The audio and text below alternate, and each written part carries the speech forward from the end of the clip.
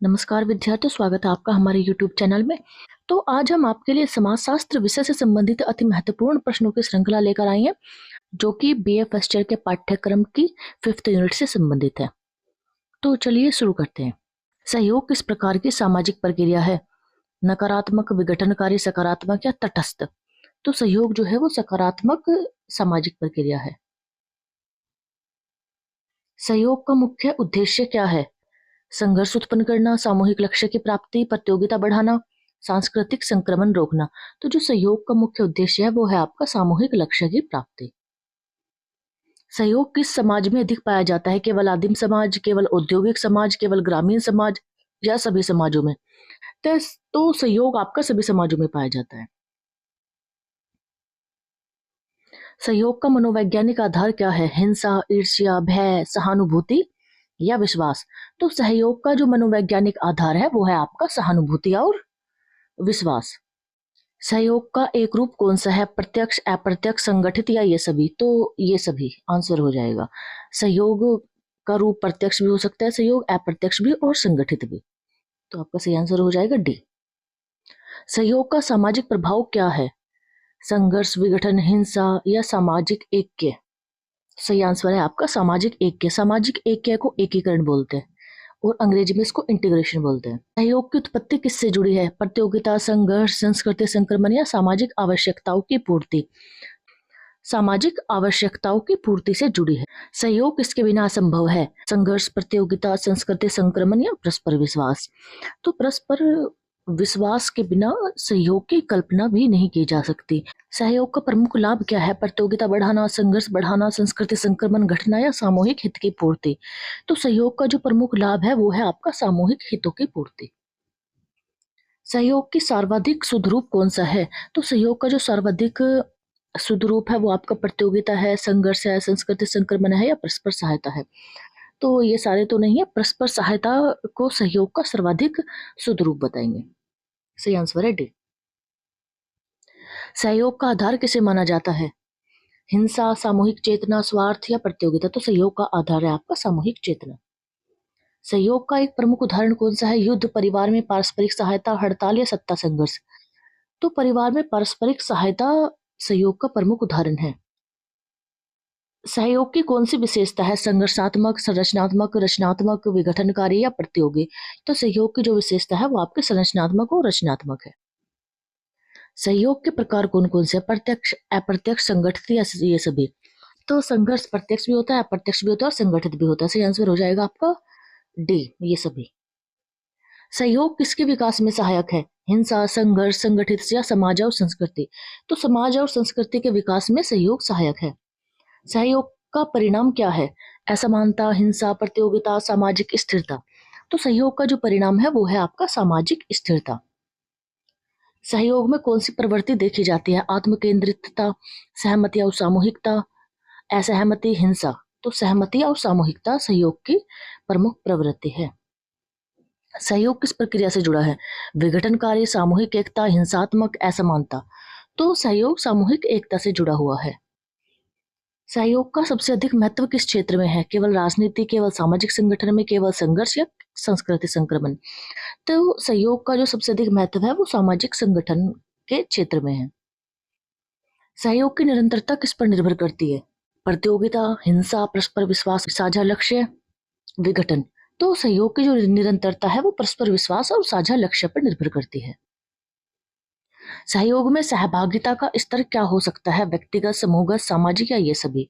ये सभी स्तर पाए जाते हैं। सहयोग का परिणाम क्या नहीं है? सामाजिक ऐक्य, परस्पर सहायता, सामूहिक लक्ष्य की प्राप्ति या सामाजिक अस्थिरता? तो सामाजिक अस्थिरता सहयोग का परिणाम नहीं है, क्योंकि सहयोग से समाज में एकीकरण बढ़ता है, ना कि सामाजिक अस्थिरता।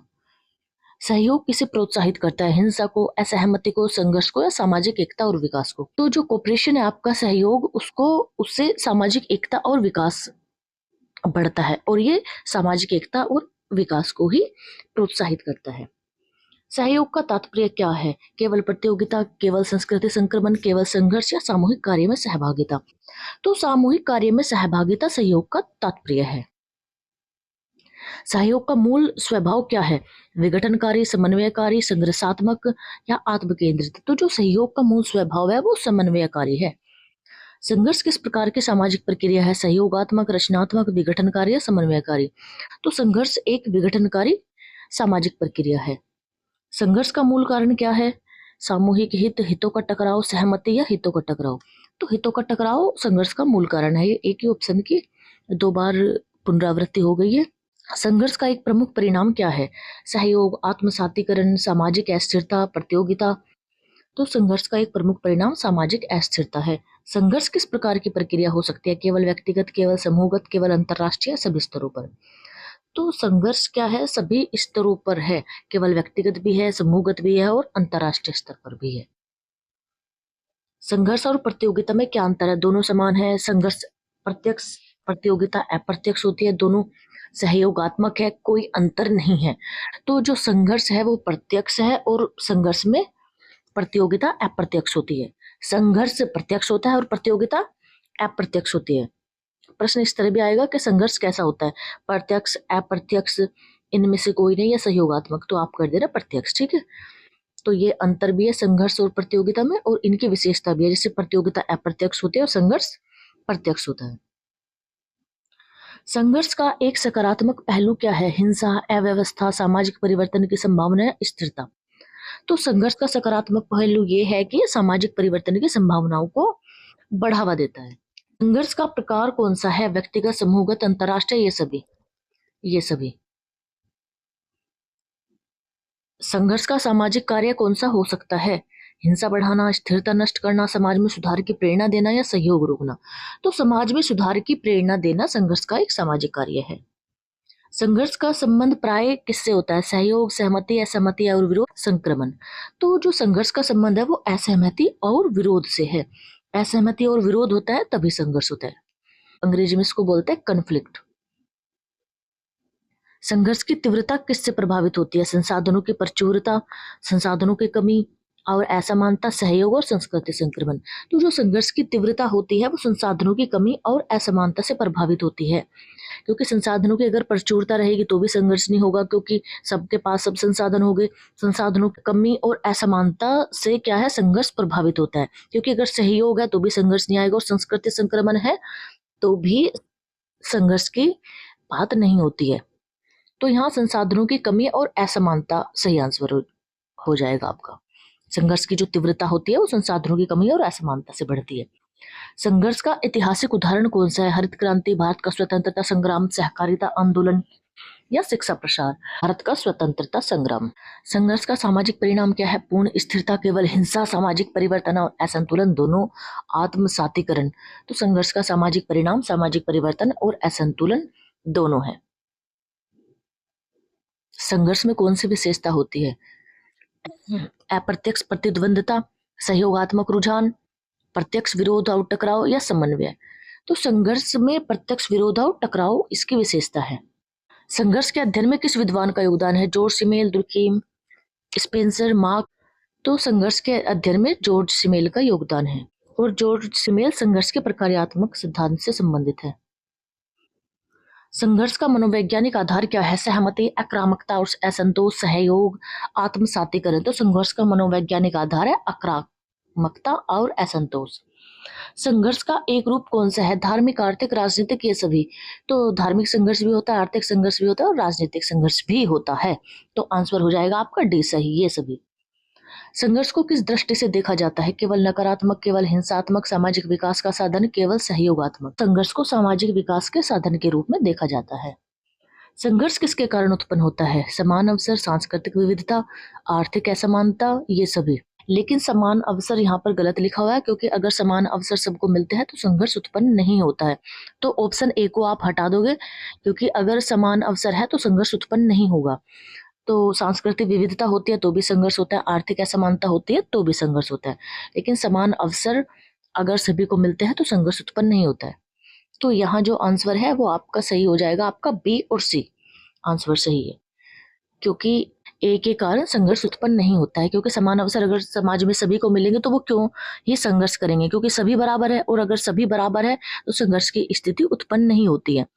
तो यहाँ आपका आंसर सही हो जाएगा बी और सी, सांस्कृतिक विविधता, आर्थिक असमानता, या ये दोनों। ठीक है। संघर्ष की प्रक्रिया को कैसे परिभाषित किया जाता है? सहमति की प्रक्रिया, सहयोग की प्रक्रिया, विरोध और टकराव की प्रक्रिया, या आत्मसातीकरण। तो विरोध और टकराव की प्रक्रिया के द्वारा हम संघर्ष को परिभाषित कर सकते हैं।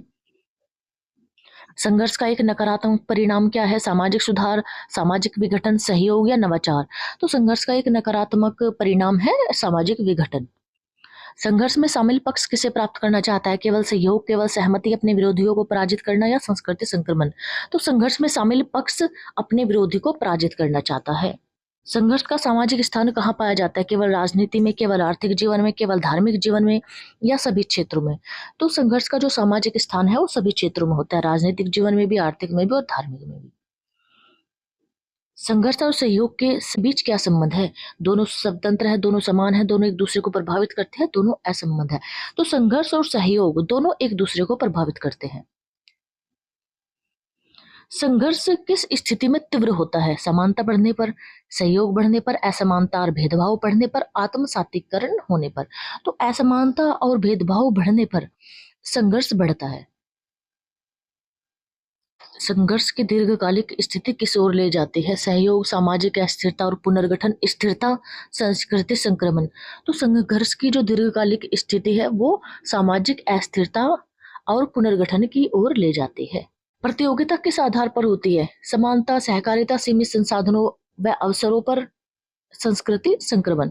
तो समानता होगी तो प्रतियोगिता होने का मतलब ही नहीं है, सहकारिता में भी मतलब नहीं है। तो अगर जब सीमित संसाधन होंगे और सीमित अवसर होंगे तब प्रतियोगिता होती है। प्रतियोगिता का एक प्रमुख लक्षण क्या है? प्रत्यक्ष विरोध, सहयोग, अप्रत्यक्ष प्रतिद्वंदिता, आत्मसातीकरण। तो प्रतियोगिता का एक जो प्रमुख लक्ष्य है या लक्षण है वो अप्रत्यक्ष प्रतिद्वंदिता है। प्रतियोगिता का सामाजिक स्वरूप क्या है? व्यक्तिगत, समूहगत, व्यक्तिगत एवं समूहगत दोनों, केवल राष्ट्रीय। तो प्रतियोगिता व्यक्तिगत भी होती है और समूहगत भी होती है। तो ऑप्शन आपका सी सही हो जाएगा, व्यक्तिगत एवं समूहगत दोनों। प्रतियोगिता का एक उदाहरण कौन सा है? परीक्षा में सफलता प्राप्त करना, संघर्ष, युद्ध, या सहकारिता। तो प्रतियोगिता का जो एक उदाहरण है वो परीक्षा में सफलता प्राप्त करना है। प्रतियोगिता में पक्षकारों उद्देश्य क्या होता है? प्रत्यक्ष विरोध करना, सहयोग करना, श्रेष्ठता व उपलब्धि प्राप्त करना, आत्मसातीकरण। तो श्रेष्ठता व उपलब्धि प्राप्त करना प्रतियोगिता में पक्षकारों का मुख्य उद्देश्य होता है। प्रतियोगिता का परिणाम क्या हो सकता है? नवाचार, असमानता, असंतोष, या ये सभी। तो प्रतियोगिता का परिणाम ये सभी हो सकता है। प्रतियोगिता की तीव्रता किस पर निर्भर करती है? समानता, सहयोग, संसाधनों की कमी और अवसरों का वितरण, या संस्कृति संक्रमण। तो जो संसाधनों की कमी और अवसरों का वितरण है, प्रतियोगिता इन्हीं पर निर्भर करती है। प्रतियोगिता का एक सकारात्मक पहलू क्या है? विघटन, अस्थिरता, सुधार और प्रगति की प्रेरणा, असहमति।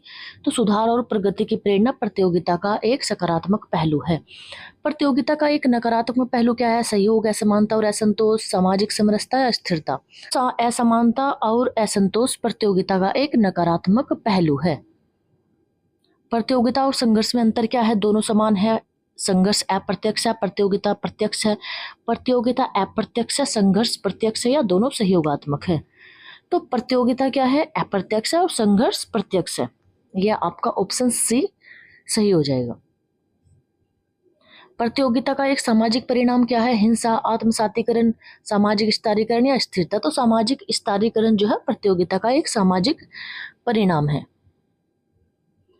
प्रतियोगिता, सामाजिक स्तरीकरण प्रतियोगिता का एक परिणाम है। जैसे कोई एग्जाम हुआ, एग्जाम क्या होता है? प्रतियोगिता होती है। कोई प्रतियोगी एग्जाम हुआ तो उस एग्जाम में क्या है? Rank 1, rank 2, rank 3। तो ये भी एक स्तरीकरण है। प्रतियोगिता किस क्षेत्र में पाई जाती है? आर्थिक, शैक्षिक, राजनीतिक, सभी क्षेत्रों में। तो सभी क्षेत्रों में प्रतियोगिता पाई जाती है। प्रतियोगिता किसे बढ़ावा देती है? सहयोग, नवाचार, दक्षता, स्थिरता, या आत्मसातीकरण। तो प्रतियोगिता नवाचार और दक्षता को बढ़ावा देती है। प्रतियोगिता में कौन सा तत्व अनुपस्थित रहता है? प्रेरणा, अवसर, प्रत्यक्ष शत्रुता, या असमानता।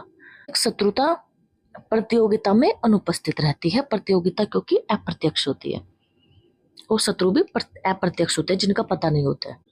प्रतियोगिता का मनोवैज्ञानिक आधार क्या है? सहमति, सहयोग, श्रेष्ठता की आकांक्षा, आत्मसातीकरण। तो श्रेष्ठता की आकांक्षा प्रतियोगिता का मनोवैज्ञानिक आधार है। प्रतियोगिता का एक ऐतिहासिक उदाहरण क्या है? भारत का स्वतंत्रता संग्राम, सहकारिता आंदोलन, औद्योगिक क्रांति के बाद श्रम बाजार प्रतिस्पर्धा, सांस्कृतिक एकता। तो औद्योगिक क्रांति के बाद श्रम बाजार प्रतिस्पर्धा भी प्रतियोगिता का एक उदाहरण है। तो ऑप्शन सी आपका सही हो जाएगा। प्रतियोगिता किसके बिना संभव नहीं है? सहयोग, संस्कृति संक्रमण, समान असमान अवसर और संसाधन, आत्मसातीकरण। तो असमान अवसर और संसाधन के बिना प्रतियोगिता संभव नहीं है। प्रतियोगिता किसके आधार पर हो सकती है? आर्थिक, सांस्कृतिक, शैक्षिक, ये सभी। प्रतियोगिता की एक विशेषता कौन सी है? प्रत्यक्ष टकराव, अप्रत्यक्ष प्रतिद्वंदता, हिंसात्मक प्रवृत्ति, आत्मसातीकरण। तो अप्रत्यक्ष प्रतिद्वंदता प्रतियोगिता की एक विशेषता है, बाकी सब नहीं है। प्रतियोगिता किस प्रकार के समाज में अधिक होती है? समानतावादी समाज, औद्योगिक और आधुनिक समाज, आदिम समाज, बंध समाज।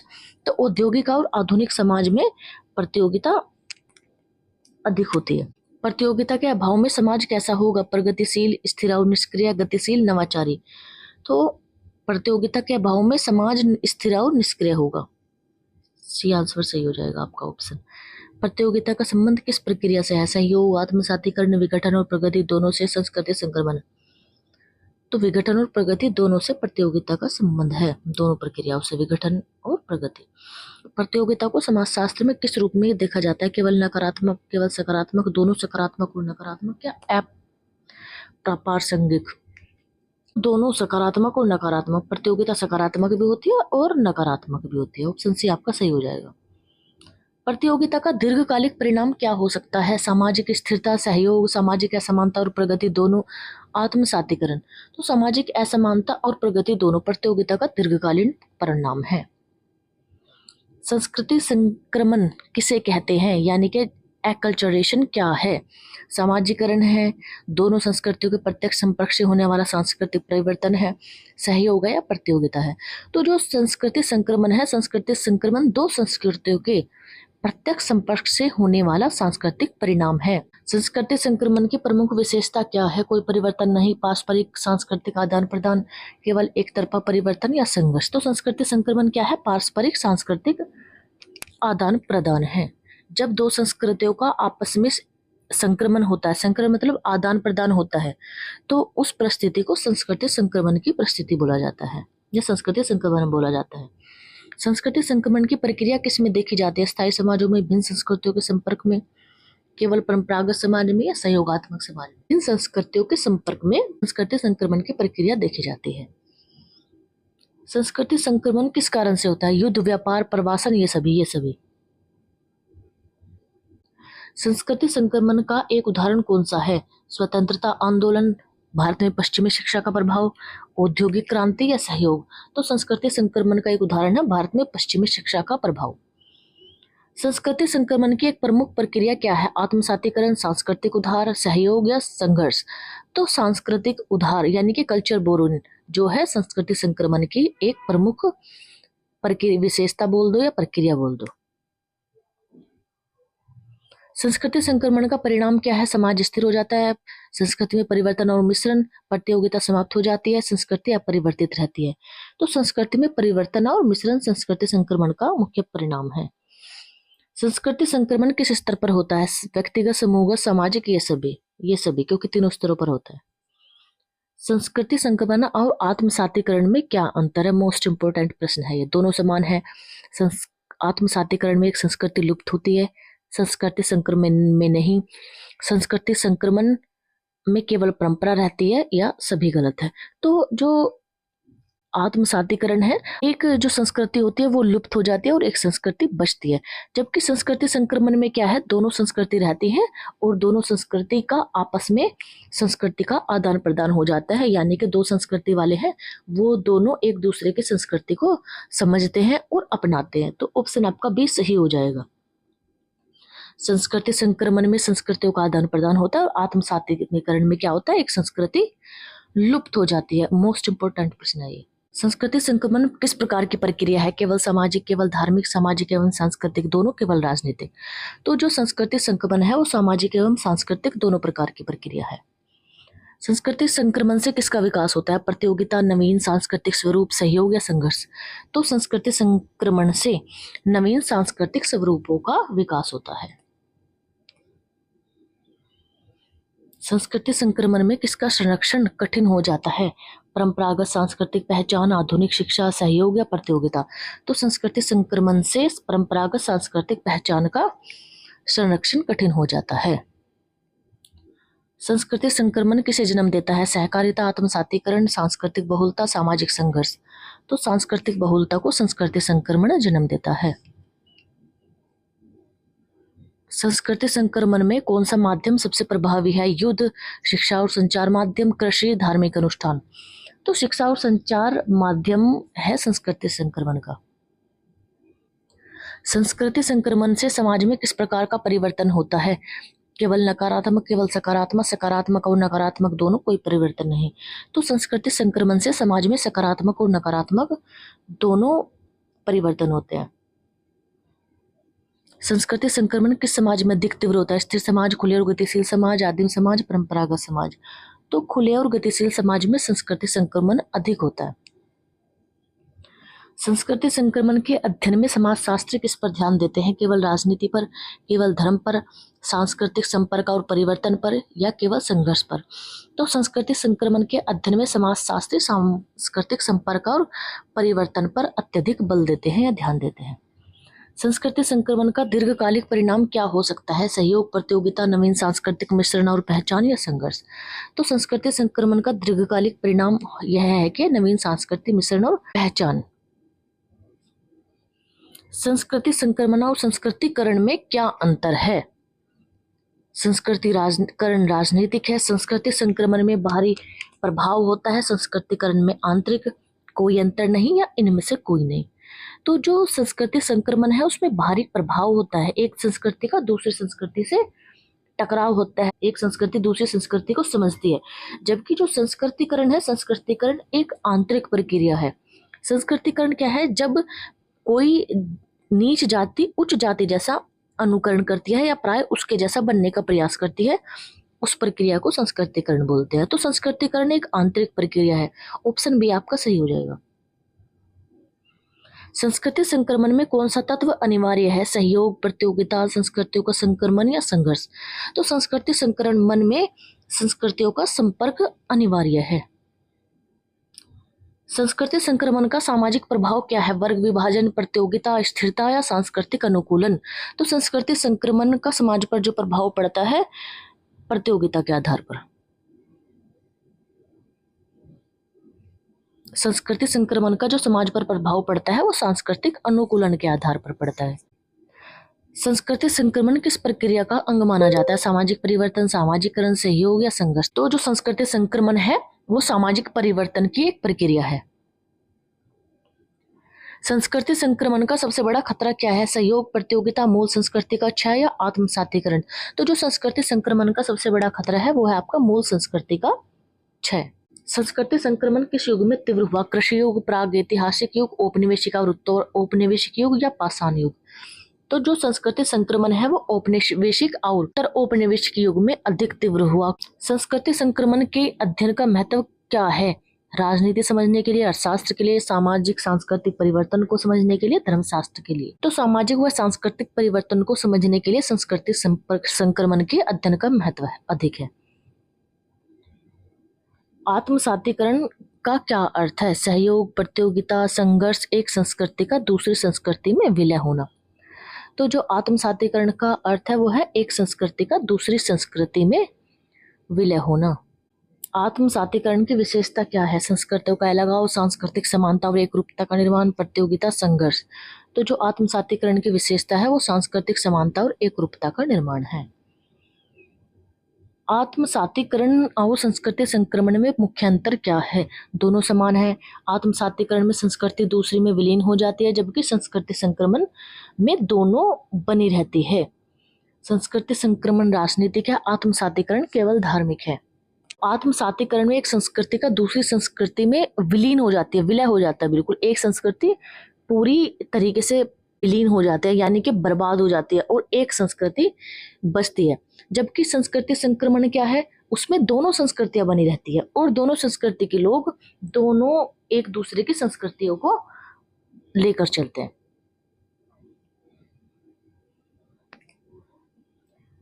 आत्मसातीकरण किस प्रकार की प्रक्रिया है? केवल राजनीतिक, केवल आर्थिक, दीर्घकालिक और सामाजिक सांस्कृतिक प्रक्रिया, अस्थायी प्रक्रिया। तो आत्मसातीकरण जो है वो दीर्घकालिक और सामाजिक सांस्कृतिक प्रक्रिया है। आत्मसातीकरण का सबसे प्रमुख उदाहरण कौन सा है? भारतीय स्वतंत्रता संग्राम, अमेरिका में प्रवासियों का मुख्य धारा या संस्कृति में समावेश, युद्ध या प्रतियोगिता। तो अमेरिका में प्रवासियों का मुख्य धारा में या संस्कृति में समावेश आत्मसातीकरण का प्रमुख उदाहरण है। आत्मसातीकरण की प्रक्रिया कब होती है? अल्पकालिक संपर्क में, दीर्घकालिक और गहन सांस्कृतिक संपर्क में, कोई संपर्क न होने पर, केवल धार्मिक गतिविधियों में। तो दीर्घकालीन और गहन सांस्कृतिक संपर्क में आत्मसातीकरण की प्रक्रिया होती है। आत्मसातीकरण से क्या घटित होता है? संघर्ष, सांस्कृतिक विविधता का लोप, प्रतियोगिता या सहयोग। आत्मसातीकरण से सांस्कृतिक विविधता का लोप होता है। आत्मसातीकरण का परिणाम किस रूप में दिखता है? सामाजिक विघटन, राजनीतिक विभाजन, सांस्कृतिक एकरूपता, धार्मिक। तो आत्मसातीकरण का जो परिणाम है वो सांस्कृतिक एकरूपता के रूप में दिखता है। आत्मसातीकरण किस प्रकार की पहचान को समाप्त करता है? आर्थिक, सहयोग, राजनीतिक या मूल सांस्कृतिक पहचान। तो जो आपका आत्मसातीकरण है वो मूल सांस्कृतिक पहचान को समाप्त कर देता है। आत्मसातीकरण का संबंध किन समाज में अधिक होता है? स्त्री समाज, बहुसांस्कृतिक और प्रवासी समाज, बंद समाज और आदिवासी समाज। तो जो आत्मसातीकरण है वो बहुसांस्कृतिक और प्रवासी समाजों में अधिक पाया जाता है। आत्मसातीकरण किस माध्यम से तेजी से होता है? कृषि, युद्ध, शिक्षा, विवाह, सामाजिक संपर्क, प्रतियोगिता। तो जो आत्मसातीकरण है वो शिक्षा, विवाह और सामाजिक संपर्क के माध्यम से तेजी से होता है। आत्मसातीकरण में सबसे अधिक प्रभावी तत्व कौन सा होता है? राजनीति, भाषा, रीति रिवाज और मूल्य, कृषि, सहयोग। तो आत्मसातीकरण में जो सबसे अधिक प्रभावित होता है वो भाषा, रीति रिवाज और मूल्य होता है। आत्मसातीकरण की प्रक्रिया किस दिशा में अग्रसर होती है? विविधता बढ़ाने में, समानता स्थापित करने में, प्रतियोगिता बढ़ाने में, संघर्ष पैदा करने में। तो समानता स्थापित करने में आत्मसातीकरण की प्रक्रिया अग्रसर होती है। आत्मसातीकरण में अल्पसंख्यक संस्कृति का क्या होता है? मुख्यधारा संस्कृति में लुप्त हो जाती है, स्थिर रहती है, राजनीतिक रूप से अलग हो जाती है या संघर्ष करती है। तो आत्मसातीकरण में जो अल्पसंख्यक संस्कृति होती है वो मुख्यधारा संस्कृति में लुप्त हो जाती है। आत्मसातीकरण किसे प्रोत्साहित करता है? प्रतियोगिता, संघर्ष, एकीकृत समाज या सांस्कृतिक अलगाव। एकीकृत समाज सही आंसर हो जाएगा। आत्मसातीकरण और एकीकरण में क्या अंतर है? एकीकरण धार्मिक है, एकीकरण में विविधता बनी रहती है, आत्मसातीकरण में नहीं, कोई अंतर नहीं, कुछ नहीं कह सकते। एकीकरण में विविधता बनी रहती है, आत्मसातीकरण में या आत्मसातीकरण में नहीं। तो ऑप्शन आपका बी सही हो जाएगा। आत्मसातीकरण की सबसे बड़ी आलोचना क्या है? यह सहयोग बढ़ाता है, सांस्कृतिक विविधता को समाप्त करता है, या समाज को जोड़ता है, समानता देता है। तो यह सांस्कृतिक विविधता को समाप्त करता है, आत्मसातीकरण की सबसे बड़ी आलोचना है। आत्मसातीकरण या दीर्घकालिक सामाजिक परिणाम क्या है? सांस्कृतिक समरूपता, सहयोग, प्रतियोगिता, संघर्ष। तो सांस्कृतिक समरूपता आत्मसातीकरण का दीर्घकालिक व सामाजिक परिणाम है।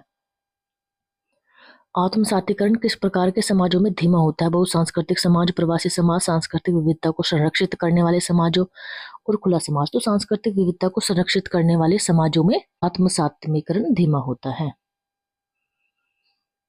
आत्मसातीकरण को और किस नाम से जाना जाता है? प्रतियोगिता, सांस्कृतिक संक्रमण, सांस्कृतिक विलय, सहयोग।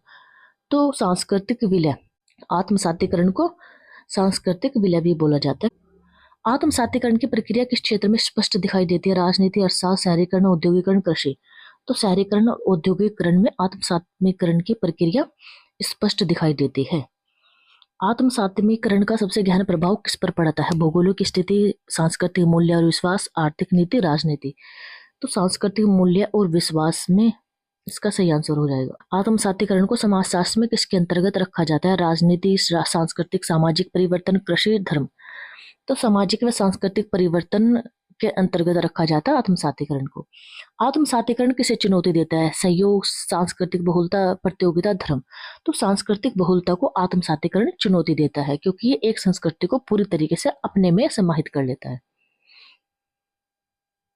आत्मसातीकरण के अध्ययन से हमें क्या समझने में सहायता मिलती है? राजनीति, बहुसांस्कृतिक समाजों की जटिलता या और उनका परिवर्तन, कृषि या सहयोग। तो आत्मसातीकरण के अध्ययन से हमें सहयोग को समझने में मदद मिलती है। सही आंसर हो जाएगा आपका डी, सहयोग। तो यहीं पर आपके प्रश्नों की श्रृंखला खत्म होती है। वीडियो को पूरा देखने के लिए धन्यवाद। अगर आपको मेरी ये वीडियो पसंद आई है तो लाइक कीजिए, कमेंट कीजिए और चैनल को सब्सक्राइब कीजिए।